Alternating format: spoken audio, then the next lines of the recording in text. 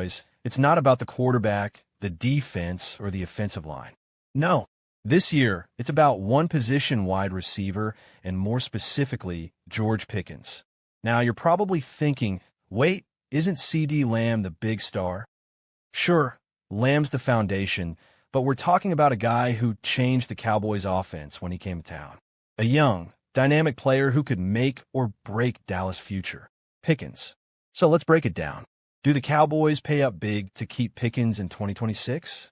Do they use the franchise tag and make him the most expensive wide receiver on the roster? Or do they let him walk, accepting the loss of a key offensive weapon and scrambling to fill the void? It's a massive decision. And by the end of this episode, you'll understand why George Pickens is at the heart of everything the Cowboys need to figure out before next season. So stick around, because this decision, more than anything else, will define the Cowboys' future. The George Pickens dilemma. Let's set the stage properly here. The Cowboys are staring down three clear options when it comes to George Pickens in 2026. Option 1. Re-sign him long-term, locking him into a contract that will likely be one of the most expensive non-quarterback deals of the entire offseason. Option 2. Use the franchise tag. That's about $28 million fully against the cap. Expensive? Yes, but it buys Dallas another year to figure things out while keeping Pickens on the roster. Option 3. Let him walk. Let him test free agency and potentially sign elsewhere. This would free up the cap space, but would leave a massive hole in the Cowboys' offensive game plan. Here's the thing. George Pickens isn't just another wide receiver. He's a game changer. The moment he came into the Cowboys' offense, you could see defenses trying to figure out how to cover him. With Pickens, Dallas didn't just have CeeDee Lamb anymore. They had a legitimate second weapon. He made the offense dangerous, dynamic, and unpredictable. Remove him? Well, suddenly the Cowboys are back to relying heavily on Lamb. And that's not an ideal scenario. It's a situation that feels like it could go either way. And that's where we're headed today. Let's dive deeper into the potential ripple effects of each choice. CeeDee Lamb's role in the future. So, let's talk about CeeDee Lamb for a minute, because no matter what happens with George Pickens, Lamb is the backbone of this offense. Despite a season that some might consider a bit of a down year, Lamb still managed to pull in 75 catches and 1,077 yards, and he only played in 14 games.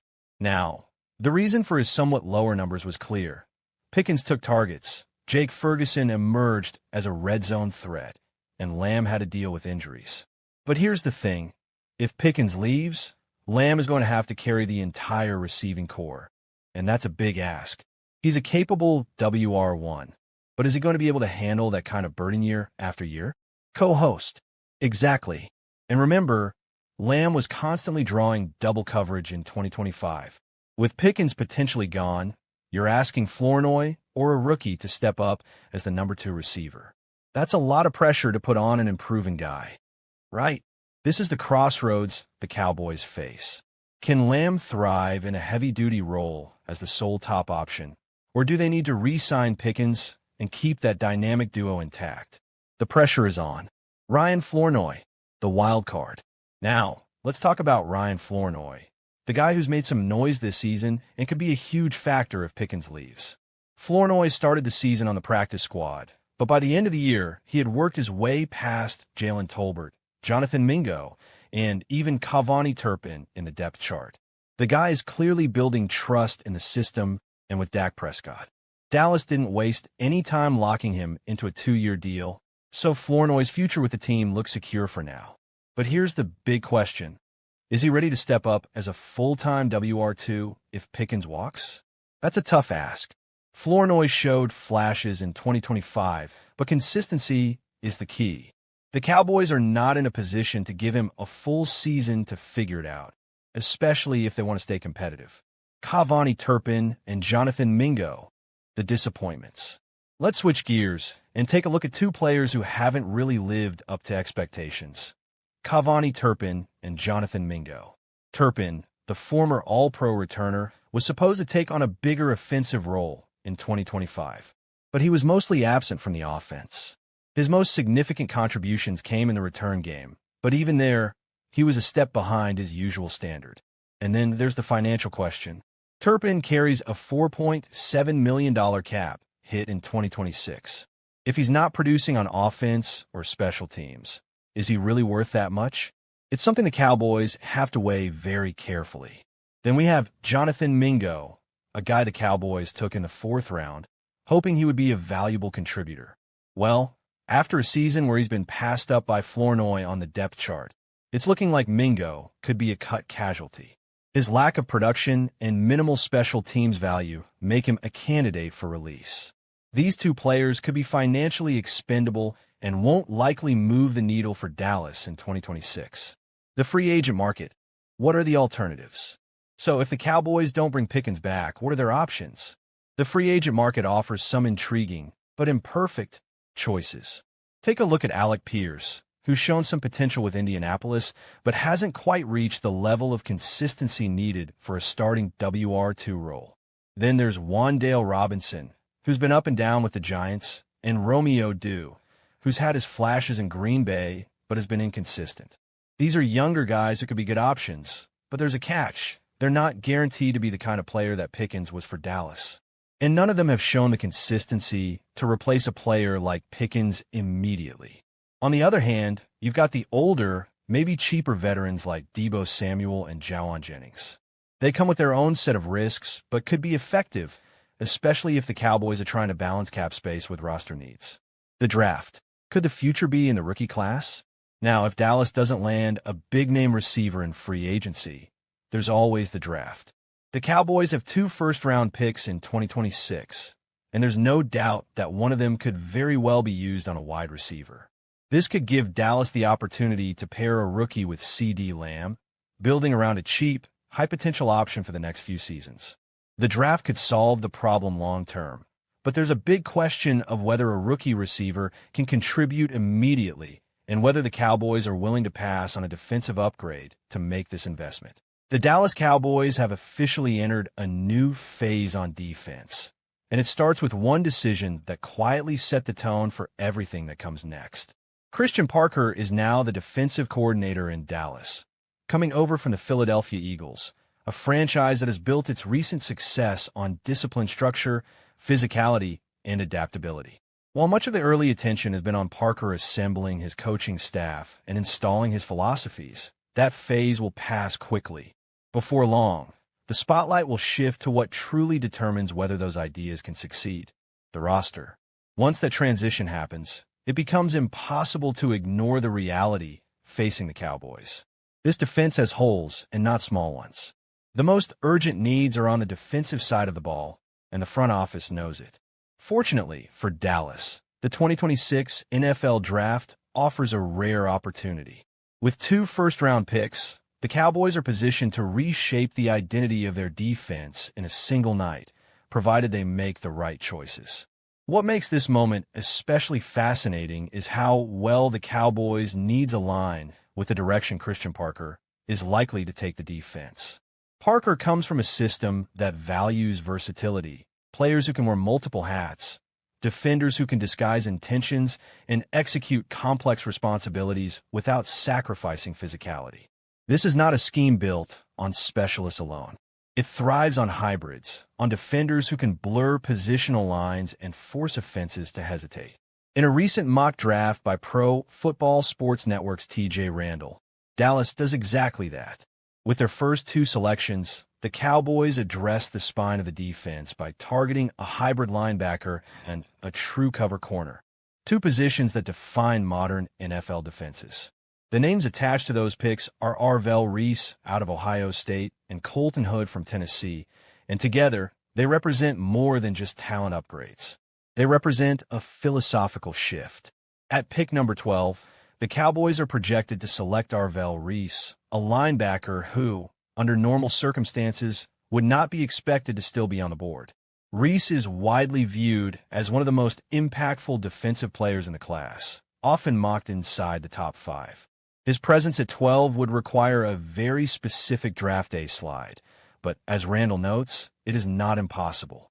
Draft processes evolve, team needs change, and quarterbacks tend to push elite defenders down the board. If Reese is available when Dallas is on the clock, the Cowboys would be staring at a rare opportunity. Reese's appeal lies in how complete his game is. Early in his college career, he spent most of his time operating in the box, reading plays, fitting gaps, and showing a natural feel for traffic and leverage. Then, in 2025, Ohio State began to deploy him more aggressively along the edge, and the results were immediate. Reese showed he could threaten quarterbacks, set the edge against the run, and still drop back into coverage without looking out of place. That combination is exactly what modern NFL defenses crave. For Dallas, the importance of that versatility cannot be overstated. The Cowboys no longer have the luxury of relying on a single defender to be everywhere at once. With Micah Parsons no longer anchoring the defense the way he once did, there's a need for someone who can replicate at least part of that impact. Reese may not be Parsons, but he offers something just as valuable: flexibility. He can play off the ball, rush the passer, and erase mismatches in coverage. He gives Christian Parker options, and options are the currency of good defense. Adding Reese would immediately change how offenses prepare for Dallas. Suddenly, protections become harder to set. Play action becomes riskier. Short and intermediate passing lanes feel more crowded. Reese is the type of defender whose influence extends beyond the stat sheet. His presence alone alters spacing and decision-making, which is often more valuable than any single sack or tackle. As transformative as Reese could be, the Cowboys' work would not be done. Defense is not built solely from the front seven, and Dallas has been reminded of that reality repeatedly in recent seasons. Even before the decision to release Trayvon Diggs, cornerback was already a position of concern. Without him, it becomes a priority. That is where Colton Hood enters the picture at pick number 20. Hood is not the loudest name in the draft, but his game speaks clearly. At 6 feet tall and around 190 pounds, he has the physical profile teams look for on the outside, but what truly sets him apart is his coverage ability. Hood is a sticky defender, the kind of corner who stays connected through routes, who understands leverage, and who rarely panics when the ball is in the air. Randall's mock draft acknowledges that Dallas should remain patient with Siobhan Revel Jr., whose early professional struggles were more about injury recovery than lack of ability. Still, patience does not eliminate need. The Cowboys cannot enter another season thin at cornerback, especially in a conference loaded with elite receivers. Hood provides insurance, competition, and potential stability. What makes Hood such a logical fit is how cleanly he projects into an NFL system. He is comfortable in man coverage, disciplined in zone, and willing to tackle. He plays with confidence, but not recklessness, trusting his technique rather than relying solely on athleticism. In a defense guided by Christian Parker, that discipline matters. Parker's scheme demands corners who can handle responsibility without constant safety help, and Hood fits that mold. Taken together, Reese and Hood would do more than fill holes. They would rebalance the defense. Reese strengthens the middle and the edge simultaneously, while Hood stabilizes the perimeter. Suddenly, Dallas has answers at all three levels. Linebacker speed improves. Coverage flexibility increases. The defense becomes harder to predict and harder to exploit. This is why the 2026 draft looms so large for the Cowboys. With 2 first-round picks, they're not just drafting players. They are choosing an identity. Investing heavily on defense signals a commitment to winning games with balance, to no longer asking the offense to be perfect every week. It suggests an understanding that in January football, stops matter as much as points. There is, of course, no guarantee. Draft picks are projections, not promises. Reese must translate his versatility to the professional level. Hood must adjust to NFL route runners and passing concepts. But the logic behind the selections is sound and the fit is clear. If Dallas executes this plan, the Cowboys enter the 2026 season with a defense that looks faster, smarter, and more adaptable than it has in years. A defense capable of dictating terms rather than reacting. A defense that reflects the vision of its coordinator and the patience of a front